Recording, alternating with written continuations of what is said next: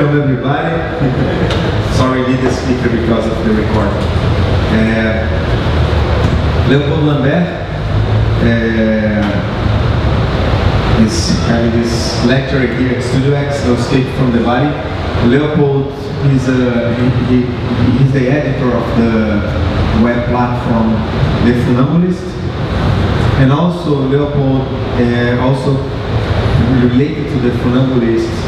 He also does a series of interviews in a podcast platform called Archipelago. And he has been researching the topic of body politics and etc. He's good. It's difficult for me to describe what he's doing, to explain better. For a while, so we're just talking about what he has been doing. And also he's an architect and a designer. So I'd like to welcome you and welcome Leopold for his presentation. Thank you.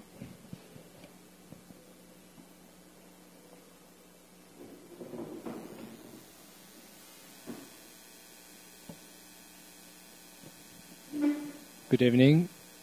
So it works? Yeah? All right. Thank you very much for coming. I already know that it won't be a problem to speak in English for 75% of the room, so I hope it's fine too. I'm sorry, I just don't speak Portuguese, which I feel ashamed of, but being French, but well. So the title of the talk tonight is called No Escape from the Body, which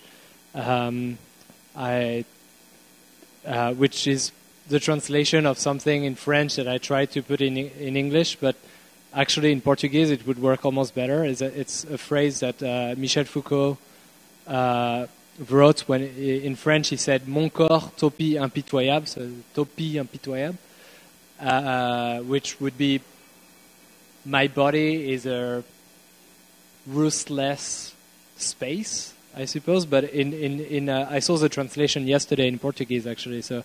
I think the topie impitoyable in Portuguese is topos implacável.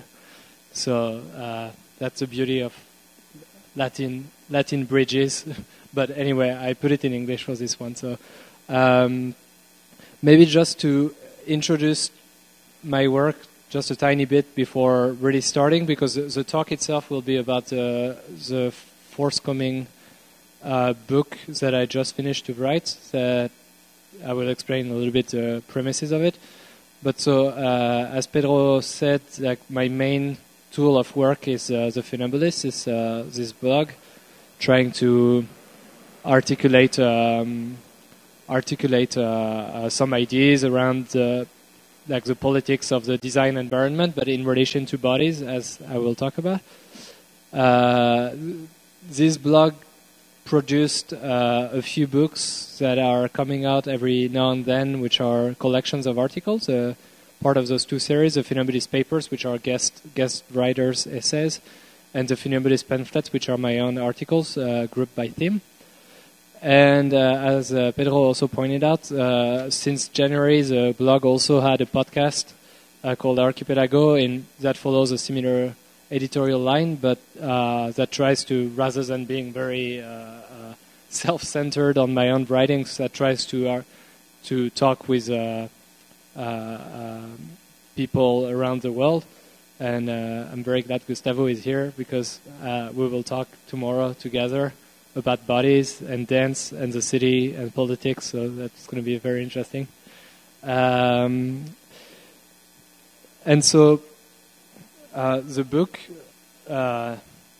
that I translated here by No Escape from the Body is a sort of sequel of this first book I wrote in 2010, which is called Weaponized Architecture.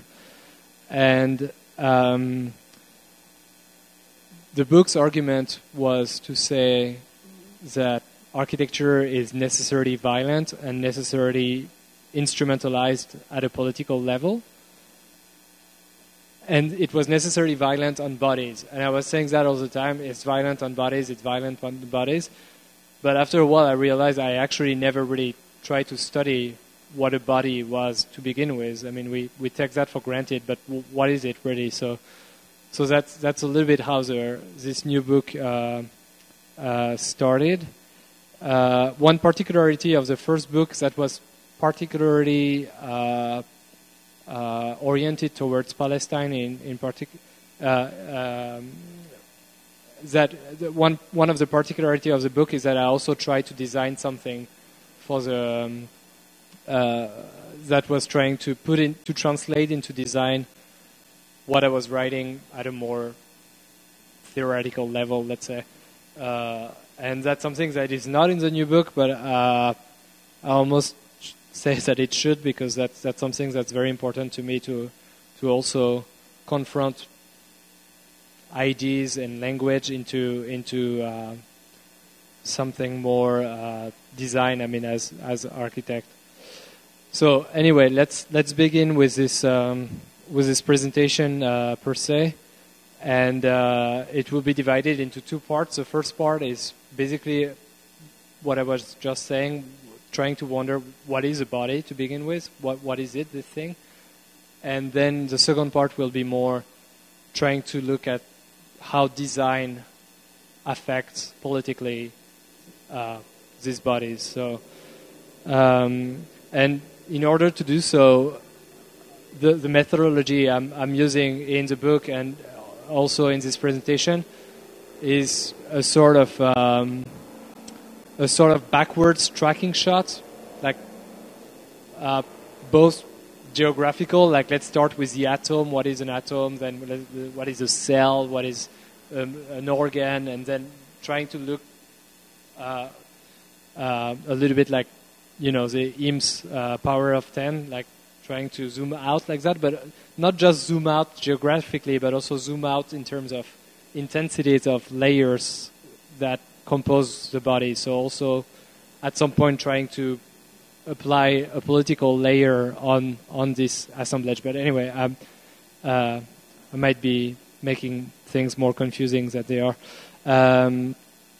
So one of the very first intuition of this first part of the book is to say that there is no immateriality.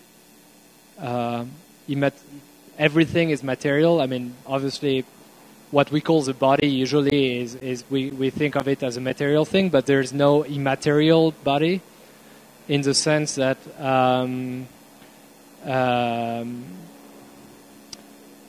lot of very very dramatic soundtrack behind, but there's no immateriality in the sense that if I think of something immaterial, I would think, well, my thoughts, for example. My thoughts are immaterial, but no, because my thoughts are the result of a chemistry of my body, which are influenced by what I had for lunch, what's the soundtrack behind me. I mean, all those things are profoundly material, and so that's one of the axioms of the book, is that there is no. Let's forget about immateriality. Let's think of only materiality. And let's not think anymore as the body as one thing, like as a sort of essence. This book refuses any form of essences, but think rather in terms of intensities, in terms of degrees. And not only the body is not one, it's multiple, but we actually don't know where the body stops. I mean, we usually think of it as like the skin is the outside limit of our body, but as we will see a little bit later, that's even the skin has a complexity to it. But even like if someone was standing behind me right now, like at, let's say 10 centimeters, I would feel it. So clearly there's something that allows us to say that we actually don't know, and that might be the whole thing about this first part, is like rather than saying what is the body, it's almost reinforcing our ignorance on. Trying to be aware of how much we don't know what a body is. And so,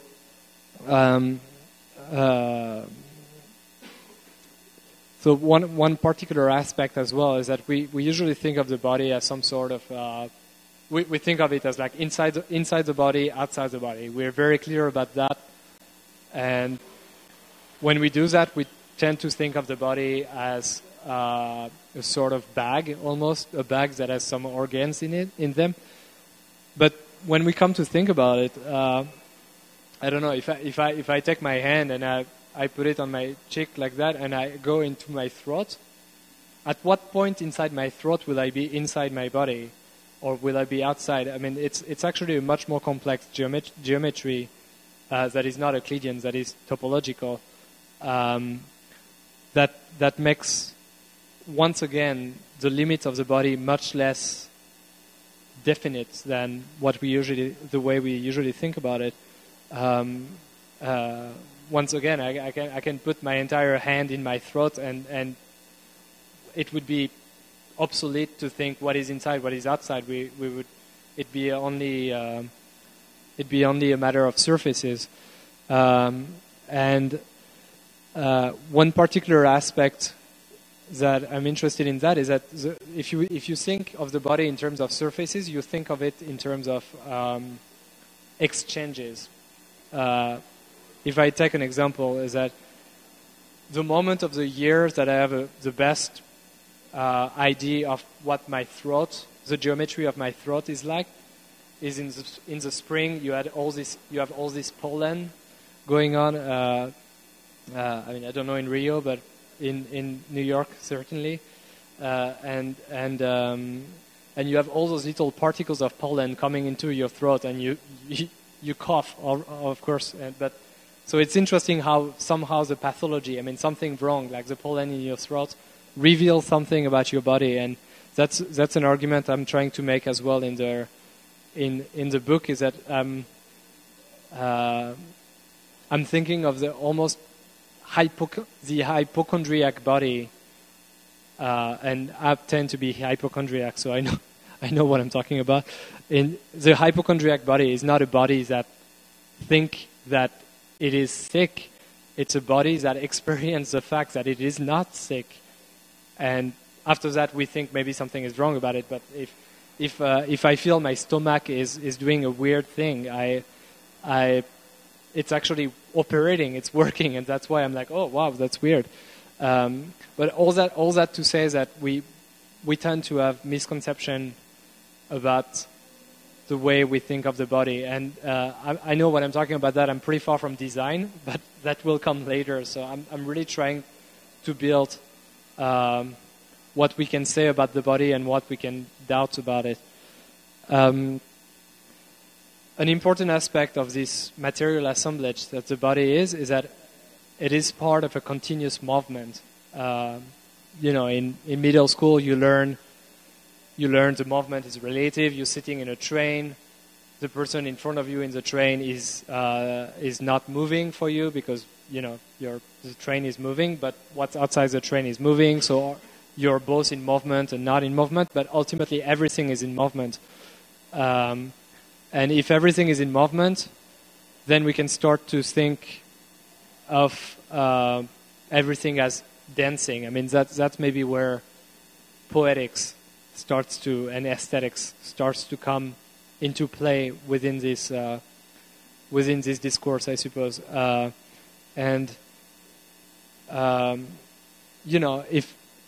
If we take dancing, and if we take, and I speak under control of Gustavo here, but if I raise my hand, usually with the way we think about it is that I raise my hand. I command, like some kind of, my brain is commanding my hand to be raised, when actually we might want to think of it as another configuration of this material assemblage that the body is, and that's when, like, meaning it's not nothing is in common of the body. It's the body is operating as a whole.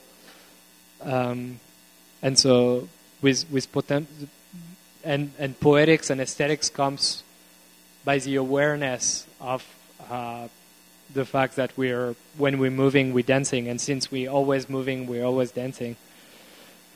And so that brings me to the philosophy of Spinoza, who said in his ethics that we ignore what a body can do. And I remember the first time I heard this sentence, I was like, what do you mean we ignore what the body can do? I know what I can do, I know what I cannot do. But actually, no, let's think about it. We actually do not know what we can do. And I mean, we can think of it as much as will Usain Bolt run even faster 100 meters or not? I mean, we don't need to think of it in terms of extreme sports performances, but just we literally ignore what we could do or what we can do. And so I'm interested in architectures that maybe starts with this assumption, this ignorance, rather than this knowledge. I mean, here in particular, maybe as a side note, it's the architecture of Arakawa and Madeleine Gins that with whom I've been collaborating in the last 2 years, and that starts very much with this, not in those words, but maybe my own reading of it is that it starts with this ignorance, is that we don't know what the body can do. So let's do an architecture that could have the body tries to see what it can do, tries to challenge it. Still in that's maybe the part of the book that's the most technical in terms of philosophy, but since I'm absolutely not a philosopher and absolutely not trained as a philosopher, I suppose I managed to dumb that down a little bit and explain the theory of affects for someone like Spinoza. And it's actually Gilles Deleuze also helps very much to decode Spinoza. Spinoza, it's not so easy to read just like that. And he was not even writing in Portuguese; he was writing in Latin. So, but Deleuze talks about the wave to explain Spinoza's affects as like, and that's where we start to think of encounters between bodies, which I think has a huge consequence for architecture, for example. But so the wave, you go to the sea. You don't know how to swim, and you go in those huge waves. Or it's not even you don't know how to swim. You're just not used to those waves, and the wave just slap you. I mean, the way Deleuze explained it in his class is very funny. Actually, he even makes noises but the wave slaps you. You're like. You're affected by the wave in its most violent way, and even the wave. Actually, I'm very interested in how the wave actually receive a sort of violence as well, because you with your body, by doing block against the wave, you cut the wave, like you cut the movements that really had an inertia. So it's a sort of violent encounter. However, if you do know how to swim, if you're a surfer or someone like that has great experience, great reading of the wave, you're going to be able to compose a relationship with your body. I mean, and when I say with your body, it's actually a language I should not use. I should say as a body. You compose relationships. You compose a relationship with a wave that is somehow harmonious. You do not cut the movement of the wave, and the wave carries you. There's a negotiations that is happening that starts to be very interesting, and so to put it very, very simply, because I mean we could talk for very long about the affect in Spinoza's philosophy, but the wave slapping you is what Spinoza called a sad affect, and the you surfing on the wave is a happy affect, and the sad affect is a form of toxicity. It's a form of violence. That's why you have you might be wondering why Adam and Eve are there, but for Spinoza there's no evil, there's only bad, meaning it's not that the apple is evil for Adam. It's just that the apple is bad. It's toxic. It's poison. And Spinoza explains that in letters to one of his readers, that asking him, but what does that mean for religion? If there is no evil, like what? And so it's all very interesting, but not to think anymore in terms of evil and good, but in terms of bad and good. It's not a moral; it's an ethics. So now that we have this material assemblage that is the body, that we know this assemblage is in movement, we know that this movement can be aestheticized, we know that those bodies are encountering each other. Now that we have all that, we can start to apply a first filter, a first political filter. And because bodies encounter each other, because bodies live with each other, we have what we call society, and some things that emerge from this society, which is the notion of norm. And this notion of norm is particularly problematic because, quite frankly, I don't think we can escape from it. But also, one of my arguments would be to say that no one absolutely 100% fits the norm. So it's very strange. The norm is supposed to describe as many people as possible, but actually it describes no one, nobody. I'm sure in Brazil it's a little bit more complicated, but coming from Western Europe and having lived in the United States, clearly the norm can be identified to put it very simply, and it goes a little bit more complex than that. I mean, there's additional layers, but we can think of the white heterosexual male that around which all society is organized. And so when I say no one actually fits the norm, it's because there's much more than that. It's not just any white, any heterosexual, any male. There's a very, very clear idea of what the norm is. But so each body has a different degree of separation from this norm. So some bodies actually do fit pretty well with this idea of white male heterosexual. Some bodies not at all, some bodies not too far. But the violence that society organizes will be proportional to this degree of separation from the norm.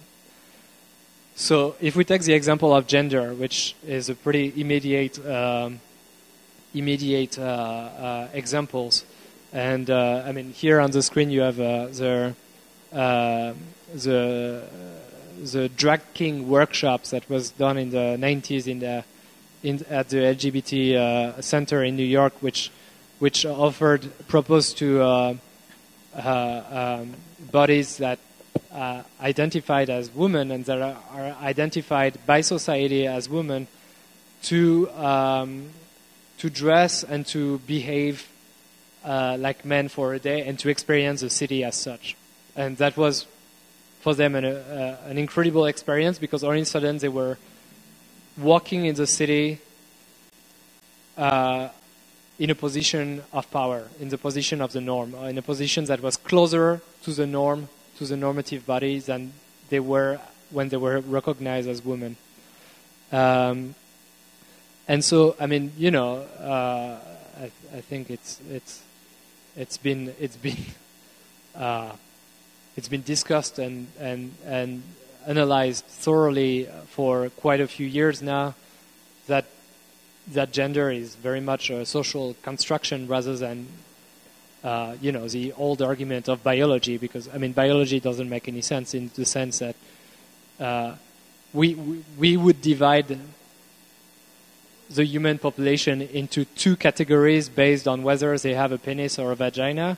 In that case, we could divide just as much a human population into by some that have a pointy nose or a flat nose, or I mean that would be another biological aspect. So the example of the nose sounds absurd. Maybe we should think of the genital organs separation as being just as much absurd. So that's the example of gender. and it applies to other normative categories. But if we continue with this gender, there's this. I forgot if she's an artist or a sociologist, so I'm sorry, but I think she might have been an artist, a German artist, Marianne Wex, that in the 70s has been taken hundreds and hundreds and hundreds of photos of men and women sitting, and I mean again like bodies recognized as men and bodies recognized as women. In the streets sitting, and she's been comparing them, and she always noticed that just like Judith Butler explains, that norm is before all a performativity. It's a reiteration of a behavior that is expected for this body to do, and so you would see men like that occupying a lot of space, and that's the first time I pronounce the word occupying, but that will have more repercussion later. And women that would, quite on the contrary, trying to make their body as little as possible. So there's something interesting in this contrast. And as I was saying, gender is just one aspect. In the film Paris is Burning from the 1980s, maybe beginning of the 90s, I forgot, I'm sorry. We can see that it's also a matter of race, also a matter of sexual orientation.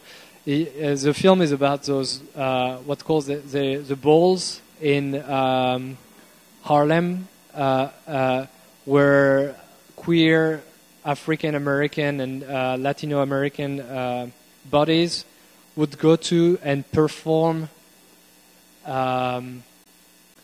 normative behaviors.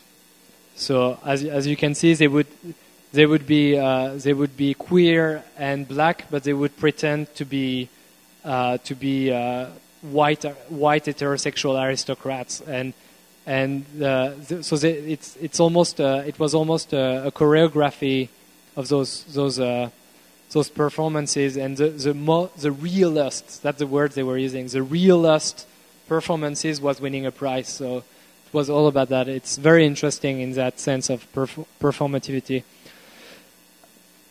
And then adding an additional layer, political layer, again, to this now material assemblage that's also the object of the norm. We have the body as a colonized territory for people that are not recognized as the norm. So, I mean, I was writing about that much before the events in Ferguson happened, but obviously we had another example of how in a country like the United States the police is very representative of the violence that can be deployed on, for example, black bodies, and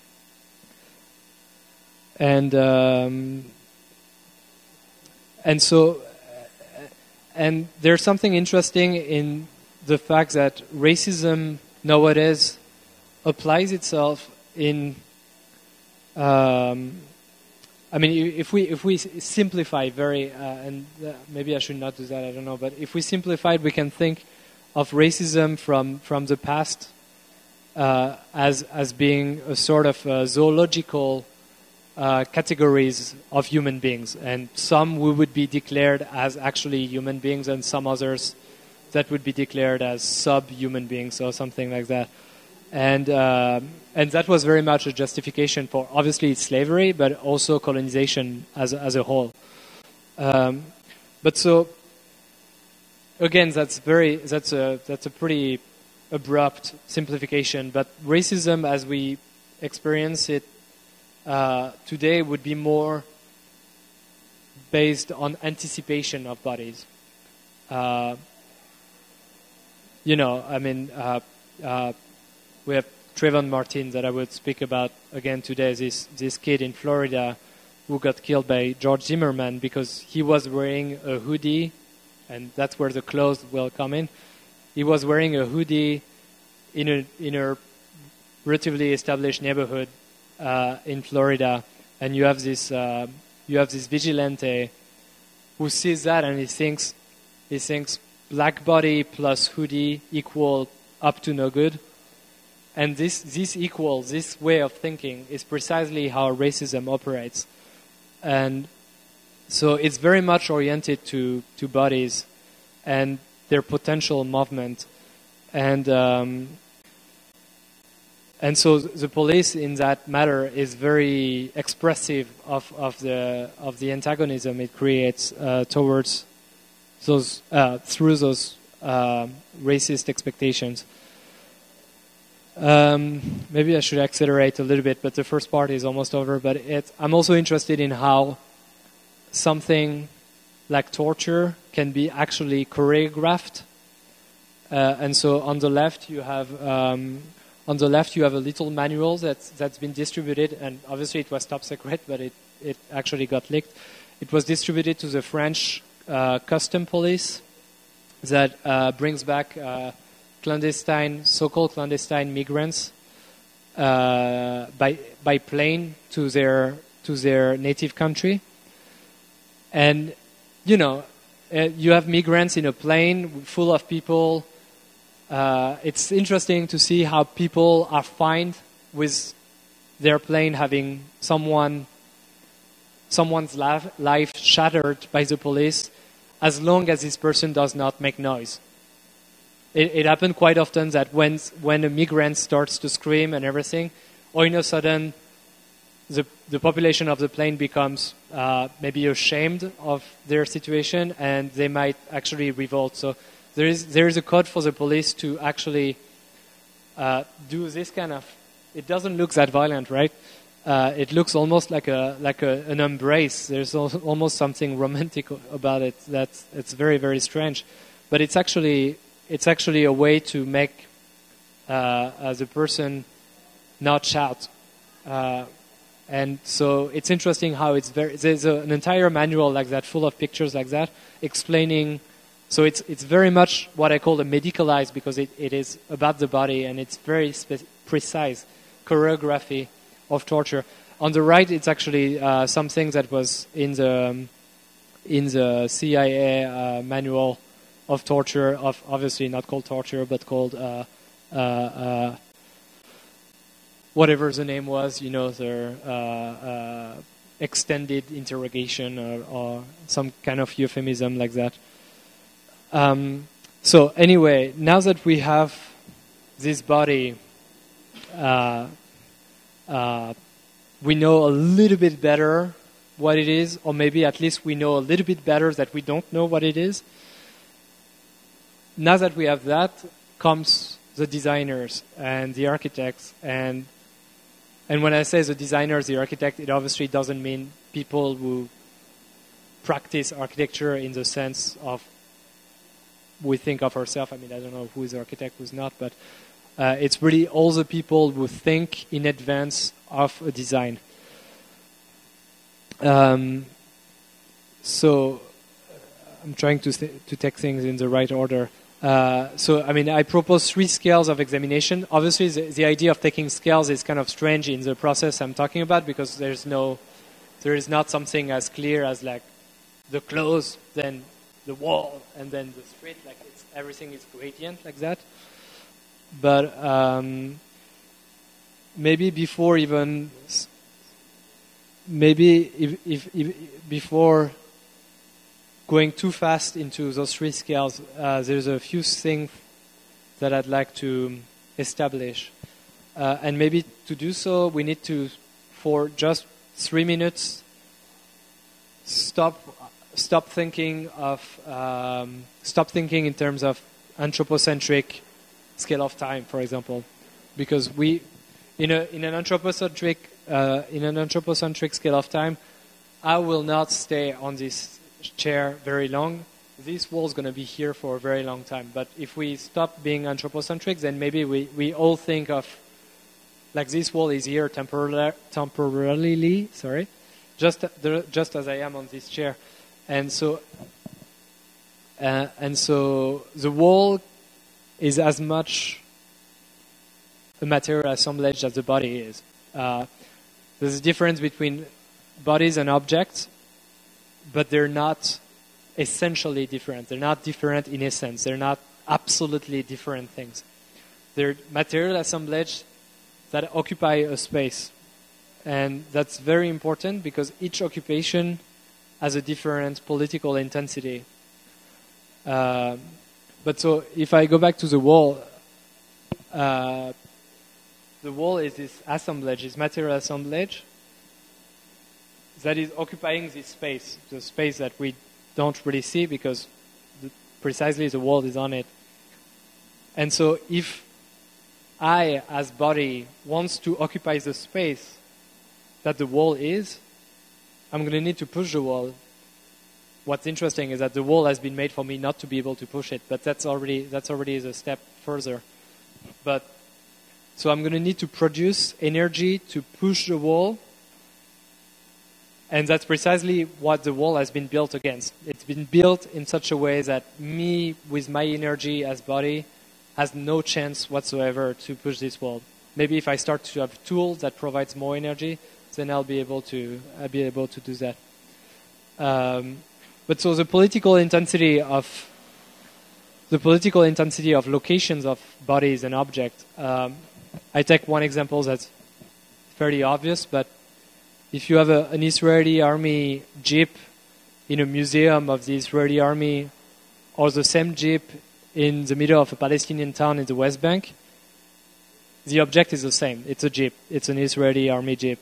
But obviously the political intensity is much different in the sense that in a museum it still has a little bit of political intensity, but not too much, whereas in action in one of the multitude of raids against Palestinian towns, this jeep will be much more intense.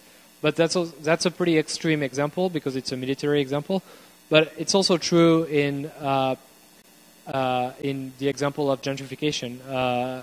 You think of a middle class, probably white body in the middle of a neighborhood that's been gentrified. It's not the same thing than having this same body in the center of a European city or something. It's not the same political intensity, even though it is the same body that's concerned.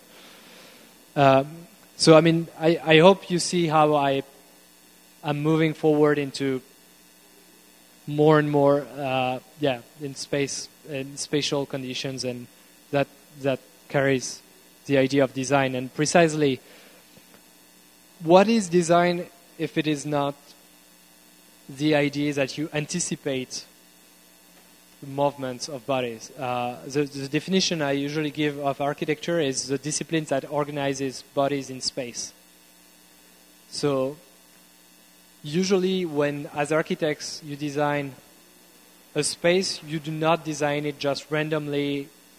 You actually anticipate bodies being in that space and bodies moving in that space. So you design a corridor, you can be pretty sure that bodies will go either from there to there or from there to there, and that's all. And the interesting thing is that usually the architect, and again, the architect is not just the person who is the architect, it's like the politician that has interest in this project, the developers, or all the people that are involved within the process of designing.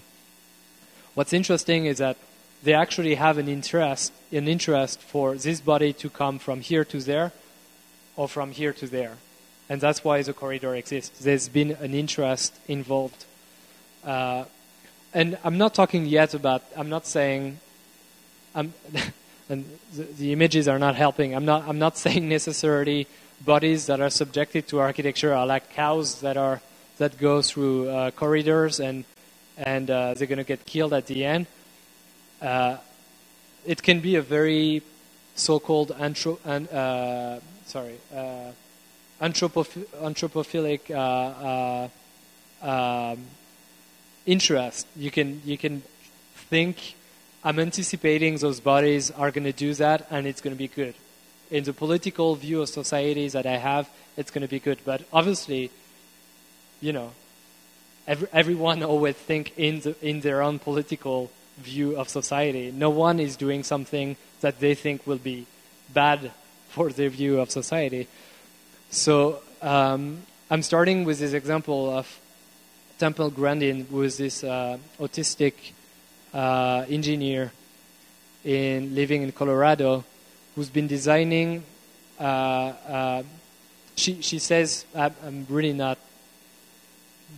very ignorant in terms of autism, but the way she explains her way of thinking is that she managed to connect to the relationship that cows have to space in a much better way than non-autistic people. And because of that, she's able to design a space that would actually calm the cows on their way to the slaughterhouse in such a way that they actually never understand they're gonna die at the end, and they die in a less traumatic way. And but what's interesting is that would be the anthropophilic way, right? Is that, oh, the cows are scared. Let's do something nicer for them. After all, they're gonna die.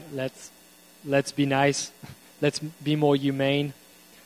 But it's interesting to see how she actually managed to convince slaughterhouse owners to do that, because actually it works better.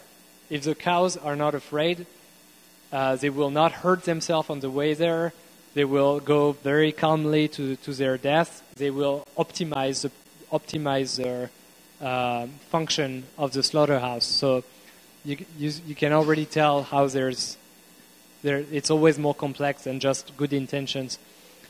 And so being pretty extreme in my comparison, but it's difficult to see those design for cows and not to think apply to humans. And obviously the two most extreme pieces of architecture of human histories, two of the most, for very sure, would be one, the gas chambers of the Holocaust, and two, the slave ships of the slave trade. And how different is it in how? I mean, my point for those examples is that the Holocaust, as it happened, in the way it happened, and slavery could have not existed without architecture. It doesn't mean they are fundamentally architectural things. They're not by essence something architectural, but in the way they occurred, they could have not occurred without the help of architecture. Whereas by very much inventing slaughterhouse for humans and tricking them, it was showers. And so there's something again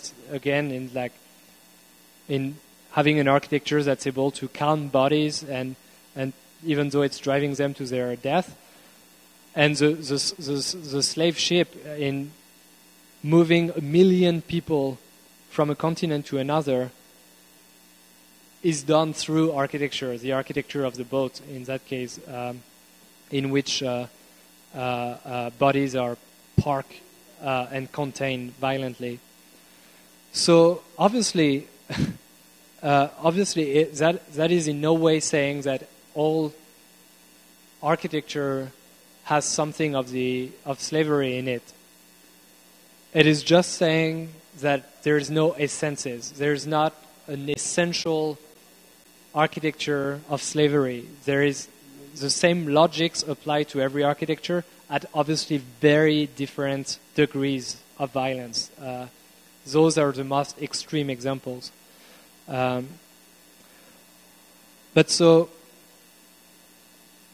that's what I have to say about the relationship of design and bodies. Then the 3 scales that I announced first are actually a way to maybe talk about them through examples and a little bit less abstractly, I suppose. But so let's start with a scale of design that we immediately, all of us, associate with the body, which is the cloth. So there are very obvious case of political thinking of the clothes. I mean, if you think of the independence of India and the Gandhi hat, it's like there's been some very big reflection on what would be the hat that the Indian independentists would wear to show their manifesto towards independence. And so this hat that Subhash Chandra Bose is wearing here is the hat that's been sought. So, but thinking of something I'd like to call fashion forensic, that shows us how intense the normative process that I was talking about earlier can be involved within clothes. So here you have the hoodie that Trayvon Martin was wearing when he was shot, and that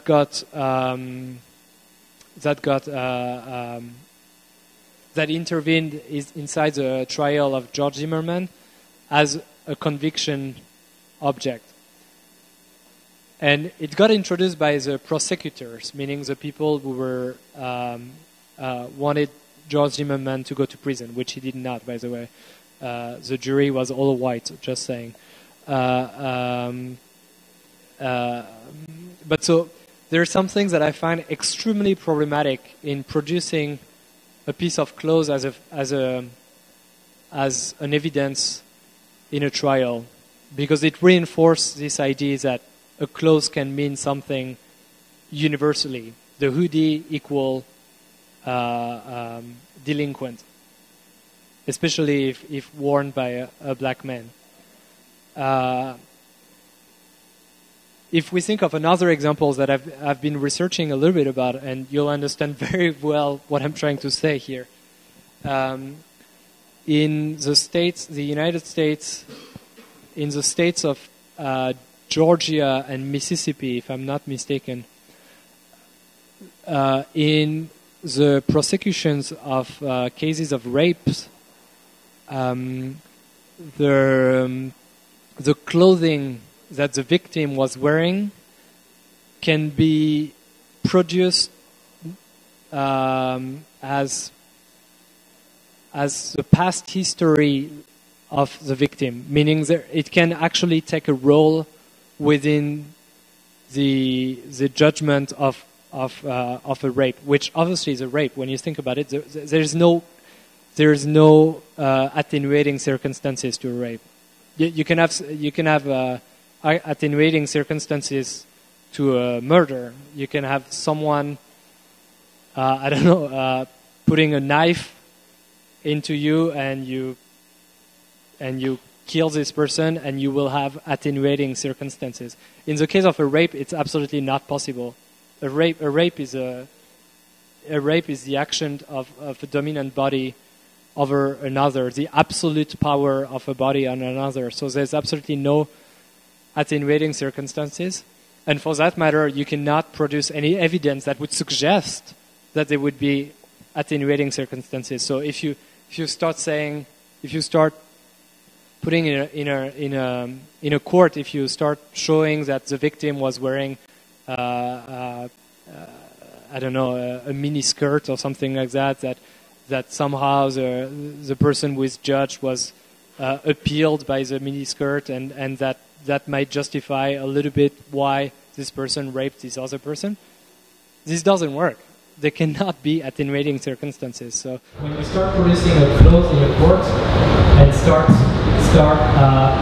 having this kind of discourse about the way this clothes can be interpreted, it's starting to be very problematic.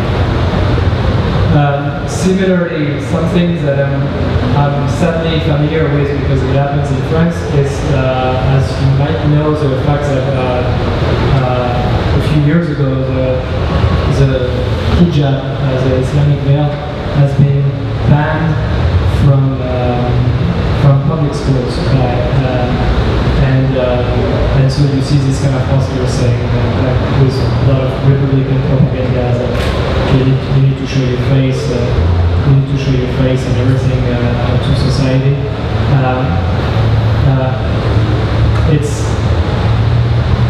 It's interesting because the people who defend this ban usually call themselves feminists. You have an entire intelligentsia of so-called self-proclaimed feminist in France that uses what they think are feminist ideas against Islam, because I mean that obviously the law was saying religious symbols, but it was totally directed towards the Muslim community in France that is very much marginalized and criminalized. And so those people who proclaim themselves feminists did not realize that they were having a law that forced female bodies to do something to remove their veil. They didn't see the irony in the fact that they were actually they were forcing themselves, they were forcing something on female bodies, and they thought it was a feminine thing to do. So you have this entire discourse in France and in Europe in general that's extremely problematic, and clothing comes as a point of political intensity in that matter. If we think again of gender, and I think now in many countries it's nothing too revolutionary for a woman to again when I say the drivers, and she begins it with the French Revolution. It took many years, and but actually it's still pretty rare in many countries to see men wearing skirts without fearing for what would be said about them. And so clearly, I mean, the fact that many of us still buy their clothing in shops that are separated by gender is something that we should maybe start wondering about. Okay, I'm sorry, I hope I'm not too long, but the second scale of design that I want to talk about is the wall. And I should say maybe the clothes is a recent field of exploration for me, and I still have many things to learn about it. It's very first intuitions about things. The wall on the streets, I've been writing about it for a little bit longer, which doesn't mean that I still don't have a lot to research about. But so the wall is the materialization in reality of what we trace on paper as lines. So there's this correspondence I always make between the line and the wall that are very interesting, because the wall is not the exact translation of the line, as we will see. So those are two pictures that I took, one in Palestine, one in the border between the US and Mexico. Obviously those are the last extreme examples of walls that separate bodies, but I think we can go and to prison as well, especially depicted as such, sorry. But I will talk about the legal status of the line a little bit later. But first, I'd like to talk about how we tend to think. That's something we were talking about with Pedro before the talk started. But how we usually say.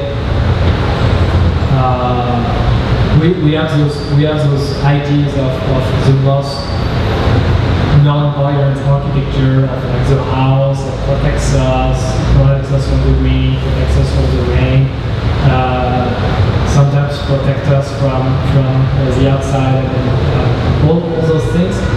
But precisely, I think there's still a violence in them, in the fact that first. I'm sorry. I'm going to try to break that down a little bit more. Basically, when you invent the four walls that close a space, you invent the prison. Then, obviously, and because you have a body on a piece of paper, you trace a line that encloses body, you invented the prison. Then, obviously, very quickly. You invent the door, you invent this apparatus that allow yourself to go from inside the prison to outside. But the door is not invented alone. It's invented with a lock. And so you have this, you give a key to the person who's allowed to come in. And so you authorize people to come in and you exclude other people from coming. So this whole mythology of the house that protects you from the wind, protects you from the rain, is actually a way to, it involves the fact that you get to decide who is sheltered from the wind, sheltered from the rain, and who will not be. Because at the end of the day, you cannot cross walls. So if you leave someone outside, then you would have created a situation of exclusion through architecture, implemented and enforced by architecture. But what's interesting is that you take this house and you take this person who's very happy to be protected, and the legal aspect of things are quite interesting in the fact that in normal times, usually, there's no legislation that tells you whether you have the right to go outside from your house or not. You just don't think about it. You just go outside and you come back, and that's the interaction you have with this piece of architecture. But there are situations like quarantine or curfews or manhunts. Like those images were taken in 2013 when for like one full day the city of Boston just shut down to find this person suspected of a terrorist attack a few days before. And so the entire neighborhoods are shut down. No one can leave their home. The police, like the SWAT police, is outside checking every home coming into your living room.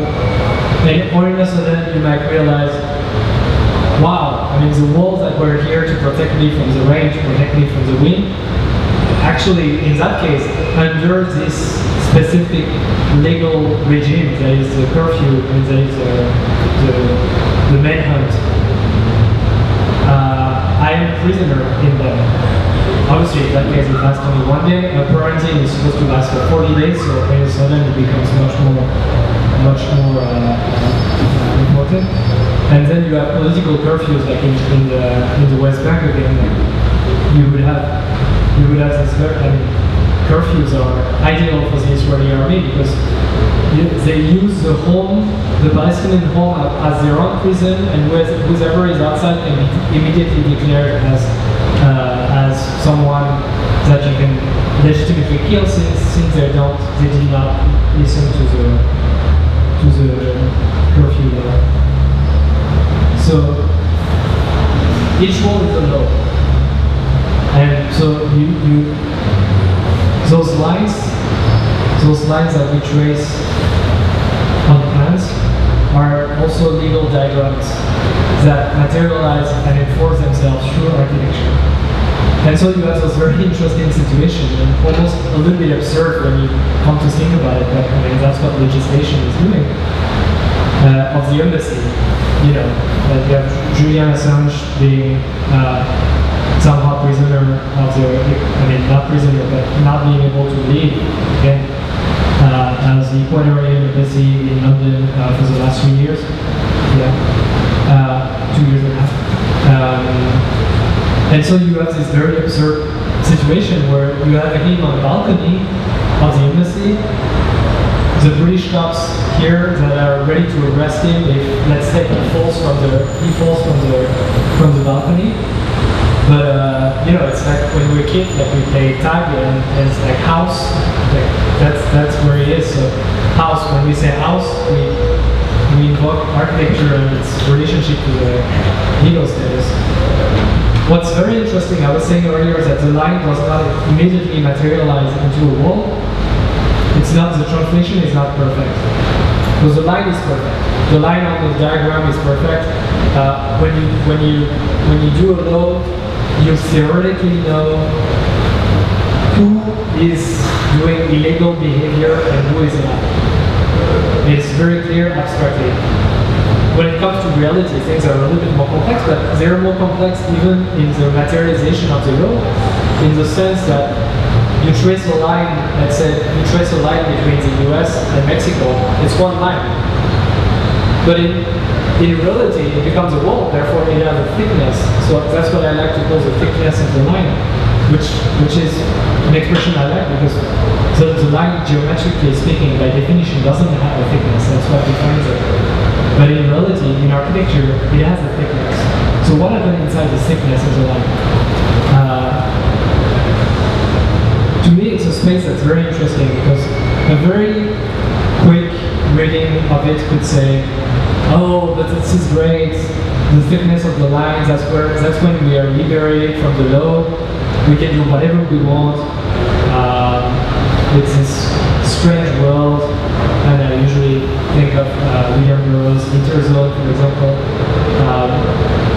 but actually, it is exactly that.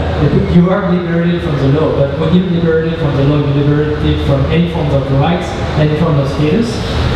And so the most extreme example of that is, and once again, it's pretty extreme, but it was one of the in a few countries, mostly in Eastern Europe and in Mongolia,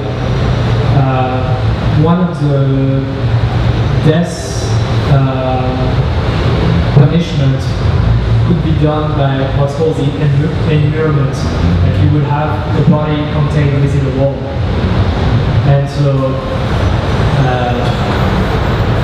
so you can imagine the body contained within a wall, like just horrible way to die.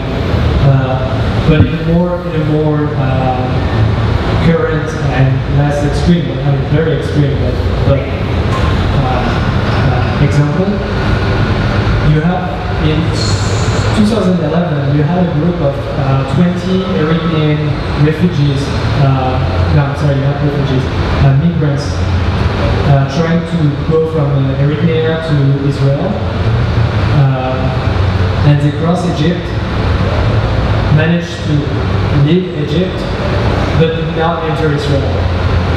So for like one full week, they were contained between the small space of the two borders. And they were given like just a little bit of water as like the minimum, the humanitarian minimum that Israel is very good at. For 1 week, one woman was pregnant and she miscarried. But so for 1 week, they were technically in no country, under no sovereignty, because they were stuck between those two borders.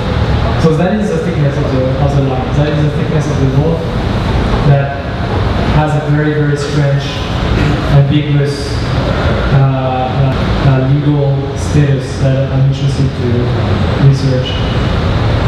Last chapter, and again I apologize, I hope I'm not too long, but the street is particularly interesting in the fact that this is usually the space of political practice.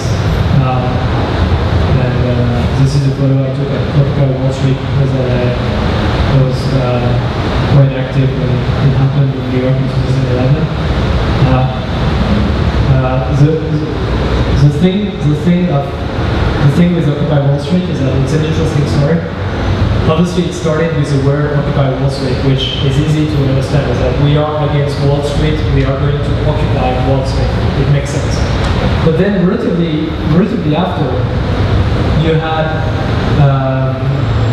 Occupy Harlem, Occupy Sunset Park in New York still, Occupy Philadelphia, Occupy San Francisco, Occupy Oakland. And us who were part of the Occupy Wall Street were like, but this is weird. Why would we occupy Philadelphia? This doesn't really make sense. And especially people who were involved in the Palestinian struggle, were like, occupation is it's kind of a strong word.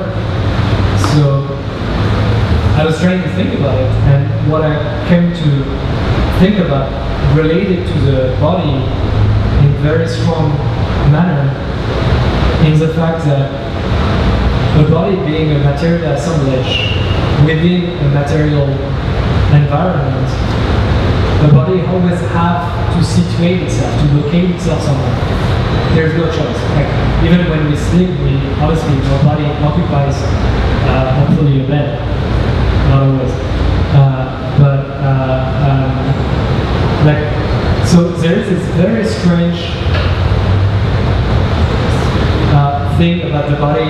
sense that it needs to occupy a place, but it can only occupy that place.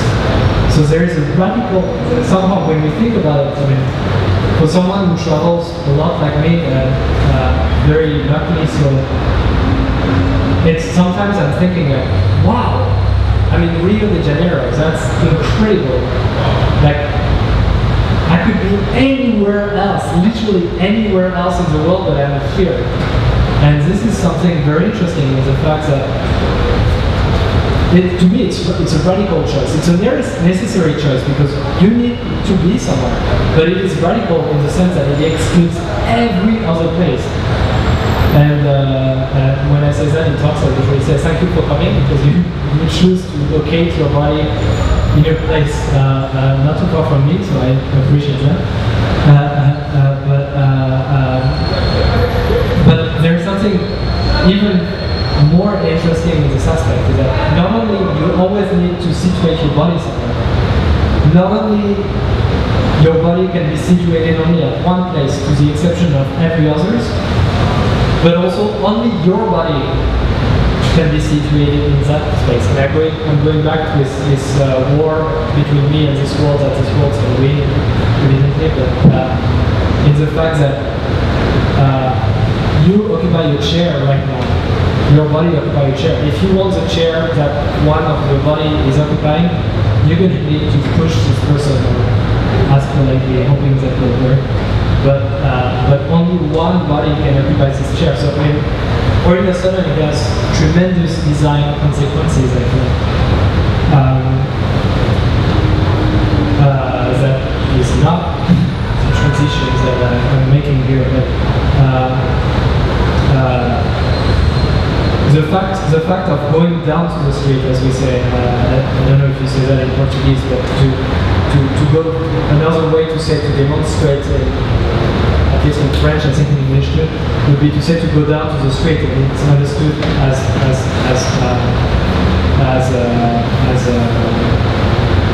a political action. So the radical action of putting your body in the street rather than in the comfortableness of your sofa in your apartment maybe is a radical choice as well. So the example I take in the book and that I like to talk about in general is the 19th century Paris, which I'm sorry is a very Paris-centric example.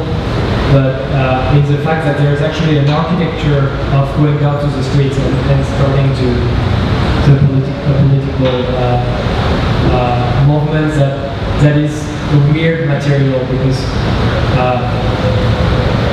okay, I'll explain very quickly, but I'm sorry if I'm too long. The fact that in Occupy, like all the squares in Occupy in the United States and in England got evicted based on the idea that it was dirty. There would be diseases, there was no hygiene. I mean, you know, it's disgusting. There's all those tents and sleeping bags. People sleep on the floor. All this disgusting thing. Like that was the argument. It was not a political argument. That's what the mayor did not want to say. We disagree with you. We're oppressing you. We're suppressing you. They wanted to say no. It's the city needs to go back to a clean way. And obviously, this is hypocrisy.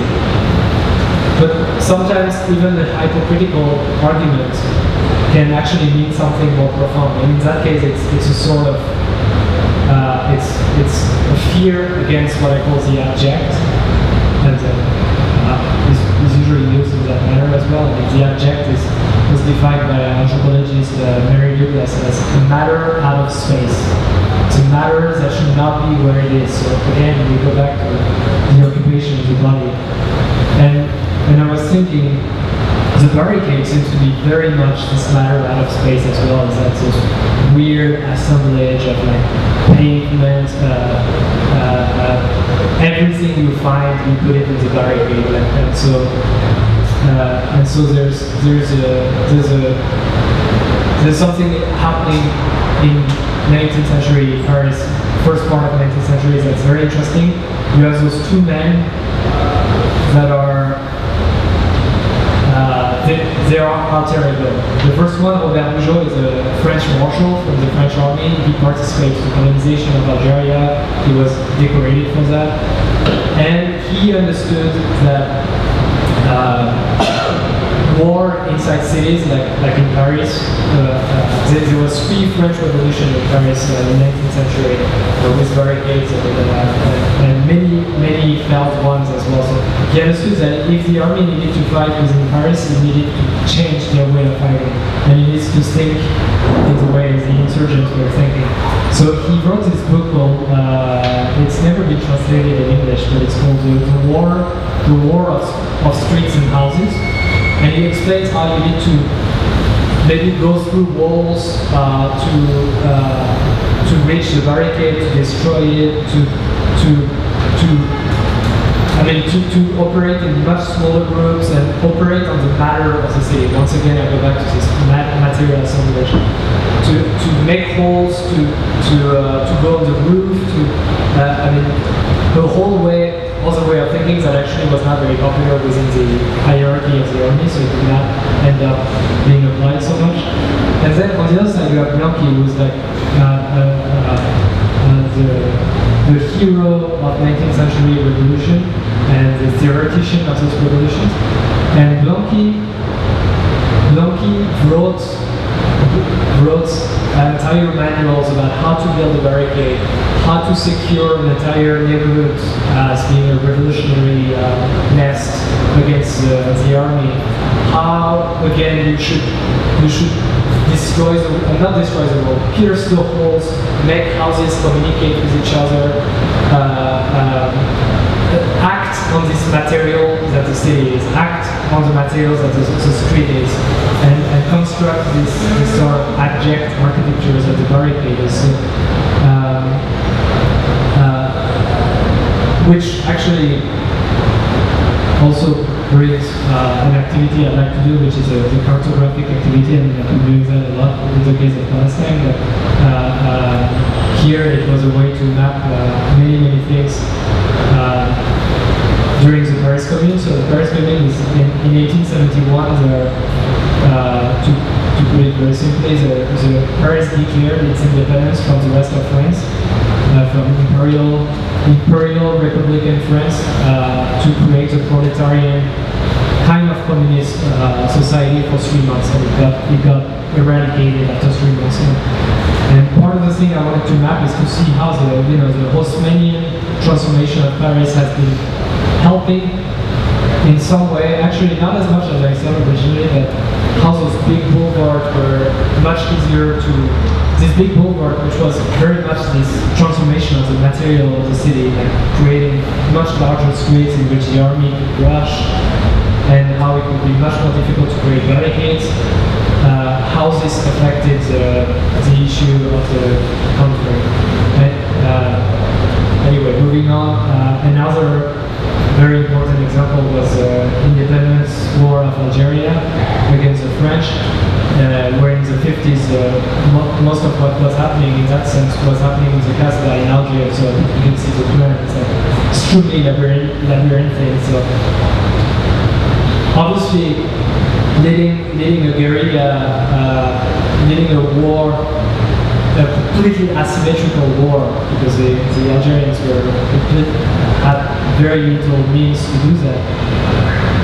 But leading an asymmetrical war is much easier if you're the small one within this kind of urban fabric than in the grid of American cities, for example. And I think it's not completely innocent. So American cities were built in that manner. And so I'm very much interested in those relationships, and I hope you still see the relationship with bodies, because I might be too absorbed. I'm finishing, I promise. But one thing I want to say as well is that I like to talk about, and I've been researching a lot about those 19th century revolution, all those kind of very easy to romanticize history and stories. And seeing violence in a very obvious way. Obviously, you have the army fighting against some revolutionary heroes and everything, and somehow thinking of the city at war, quote unquote, only through that way is again a privileged position. That would be my privileged position. Whereas, because when I walk in the street at night, I'm usually not really afraid. I mean, it might depend where I am, but most of the time I'm not. But for people who are, for women, or for people who are maybe a little bit different from what the norm would like those bodies to look like, for trans people, all of a sudden the street is always at war. There's always violence that is atmospheric almost, and so that's a little bit what I was saying with the drag king workshop, is that you do not experience the city the same way depending on which body you are. And so obviously the clothing also has an importance, the kind of streets has an importance, the architecture has an importance, so all this comes together as well. And we tend to forget this violence sometimes when for example, it's a white man speaking. So I think it's very, very important to know as well. As a conclusion, I am completing the same way I'm completing the book, which is this excerpt of a poem by my friend and mentor Madeline Gibbs. That's called All Men Are Sisters, which I love.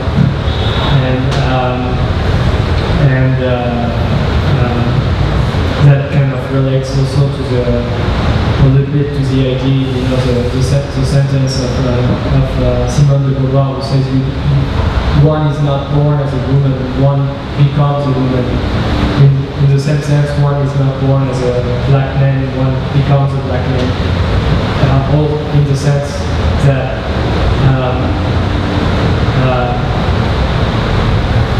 those are political communities that are made, that are gathered through the oppressions that they have to suffer from. And this process is extremely interesting, how you go from being clearly receiving the violence of the norm and trying to organize in reaction of it. And I think the way I relate to that, to design, and to maybe my own take on what I would like my design to be, and going back to the idea of weaponized architecture, when I say all architecture is weaponized, and I'm critiquing many examples, that doesn't mean I want my architecture to be non-weaponized. First of all, it'd be impossible, I just try to represent. And second of all, it'd be a dangerous way of thinking. I think if we recognize the violence of architecture and start to use it for our own political manifesto, there's something much more productive that happens, and much more in control of what we're trying to do. Because you could also say, well, I don't really care about politics, so I'm just going to design a building, and the building will not be political because I'm not interested in that. But obviously, this is not possible. When you do that, the most critical scenario is that you will reinforce the static quo of the relationship of powers that society is composed of. And so it's not about finding solutions. Just like when I designed a project for Palestinians, it's not about saying, oh, let's do this project and architecture will be the solution to a problem. I don't believe in that, because solutions imply the end of history. It says, okay, we found a solution, now time is stopped, which obviously is not the case. It's more about trying to use design within a given struggle that we feel connected to in our own ethics, and and embracing the fact that we have no choice but to produce weaponized design, all those things. And I think that should leave it here and maybe ask if there's any question based on that. I hope it was not too confusing.